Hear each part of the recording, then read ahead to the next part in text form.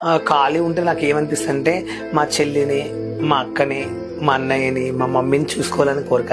నాకు 24 గంటలు నేను సంపాదించిన ప్రతి రూపాయి వాళ్ళకే చెందాలి, వాళ్ళే మంచిగా ఉండాలి, నా వల్ల వాళ్ళ మంచి అన్నం తినాలి అనే నాకు ఒక ఫీలింగ్. ఎందుకంటే మా ఊళ్ళో మాకు పొలాలు లేవు, ప్లాట్లు లేవు, తినడానికి మాకు ఇప్పుడు చనిపోతే పెట్టడానికి పొలంలో ఒక జాగా 10 ఎకరం భూమి కూడా లేదు మాకు.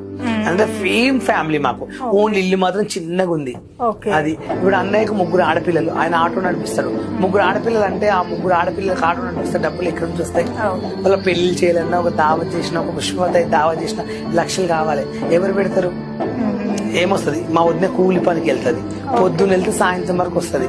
3 బట్టలు పిండాలి, వంట చేయాలి, 3 ఆడపిల్లలు చూసుకోవాలంటే ఎంత నరకం ఉంటుందో ఆమెకు తెలుసు, నాకు తెలుసు. నేను ఎప్పుడైనా నా ఫ్యామిలీ కోసం ఆలోచిస్తున్నా. నేను ఎవరు నన్ను ఇట్లా అన్నారా, వాళ్ళు ఇట్లా అంటున్నారు అంటే అంటే అనుకోని నేను ఆరోగ్యంగా ఉంటా. ఎందుకంటే నేను ఆరోగ్యంగా ఉండాలి, మా ఫ్యామిలీని చూసుకోవాలి.